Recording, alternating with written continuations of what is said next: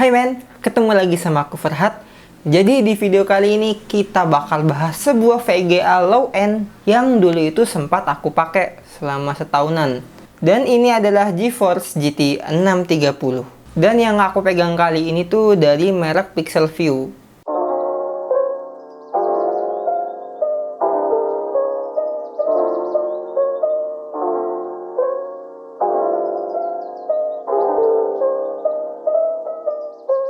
Di sini kita bisa lihat kalau GT 630 ini tuh punya desain yang low profile.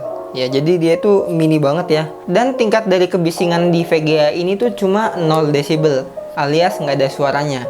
Karena di VGA ini tuh dia cuma pakai passive cooling yang berupa heatsink yang tebelnya itu sekitar 2 cm 3 cm.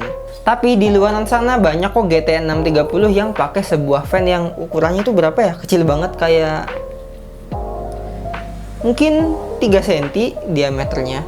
Untuk outputnya GT 630 ini tuh ada 3 ya. Ada DVI, ada HDMI, dan ada port VGA. Lumayan lengkap lah ya untuk VGA sekecil ini. GT 630 ini tuh rilis di tahun 2013 untuk arsitektur Kepler dan 2012 untuk yang pakai arsitektur Fermi. Tahun segitu tuh aku masih sepedaan keliling desa sih. Dulu GT 630 ini tuh ada di lini entry level. Ya sampai sekarang sih. Terus untuk yang mid range itu ada GTX 660 dan di high end-nya itu ada GTX 690 yang performanya itu mirip-mirip sama 1050 Ti. Untuk spesifikasi dari GT 630 Kepler ini tuh dia pakai chipset GK208 28 nanometer. Ada yang VRAM-nya 1GB DDR3 dan ada juga yang 2GB DDR3. Tapi kalau yang aku pegang ini tuh 1GB doang. Memori busnya 64 bit dan bandwidth-nya ada di 14,40 Gbps. Untuk TDP-nya GT 630 ini tuh cuma ada di 25 watt doang. Jadi ini tuh TDP-nya setara sama bohlam lampu kalian yang ada di teras. Jadi dia itu cuma butuh power supply sekitar 200 watt aja. Bagi kalian yang nanya GT 630 Kepler sama yang Fermi itu bagusan yang mana? Jawabannya adalah bagusan yang Kepler. Karena yang Kepler itu tuh varian yang lebih baru, yang lebih advance dari yang Fermi. Untuk harganya GT 630 ini tuh ada di sekitar 300 ribuan ya. Ada yang 270, ada yang 350. Tapi apakah performa GT 630 ini masih oke di 2024? Kalau kalian penasaran, langsung aja cek di pengetesan kali ini. Karena di sini aku bakalan ngetes GT 630 ini pakai prosesor E31220V2 yang setara sama i5 Gen 3 dengan RAM 16GB. Untuk skor Cinema 4D, GT 630 ini tuh dapat di sekitar 47 FPS. Terus di sini kita coba untuk gaming, ya kita coba untuk 5 game lah. Yang pertama di sini kita coba untuk MotoGP 2022. Di sini kita pakai settingan 768p low. Di sini kita cuma dapat 15 FPS doang.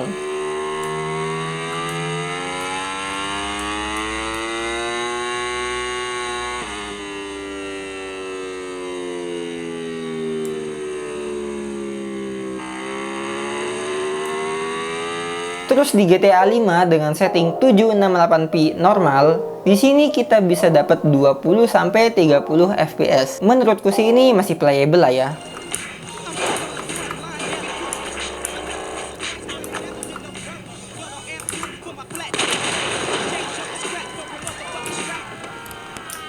Terus untuk Sims 4, di sini kita pakai resolusi 768p dengan settingan low. Di sini kita bisa dapat di sekitar 40 FPS.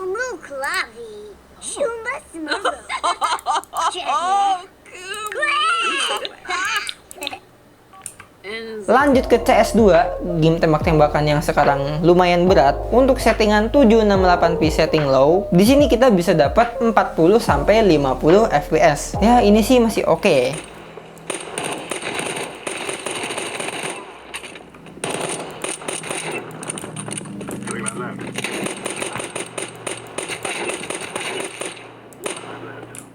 Yang terakhir di sini kita coba untuk Need for Speed Underground 2, yang mana ini tuh game dari PS2. Di sini kita pakai resolusi 960p dengan settingan high. Di sini kita bisa dapat di sekitar 40-an FPS.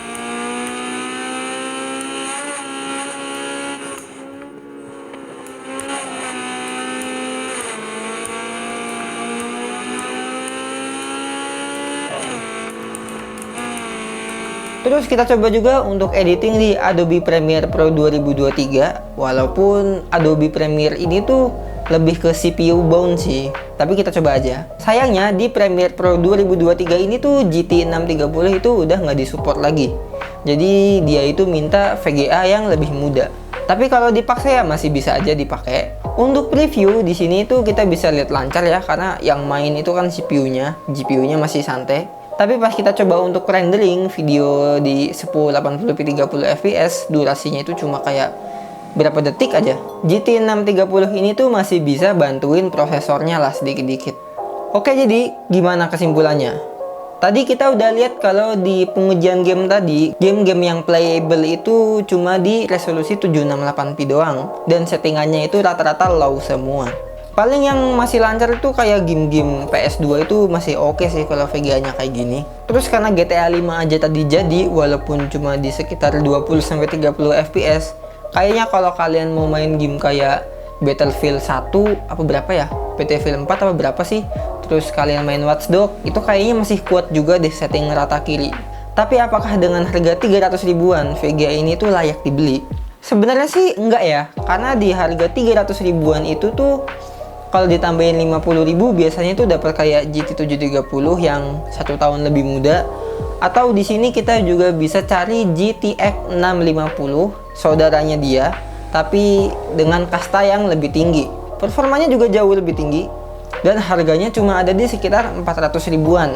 Tapi meskipun performa VGA ini tuh pada kalah mulu ya, tapi GT 630 ini tuh masih bisa lah buat dibeli buat kalian yang masih pakai prosesor Core 2 Duo atau i3 Gen 1, Gen 2, dan yang jelas kalian masih pakai PSU kaleng. Tapi kalau dari AMD aku nggak tahu ya ada yang bagusan atau enggak, karena aku belum pernah beli VGA AMD yang murah-murah deh. Mungkin kalau kalian ada yang tahu bisa lah komen di kolom komentar.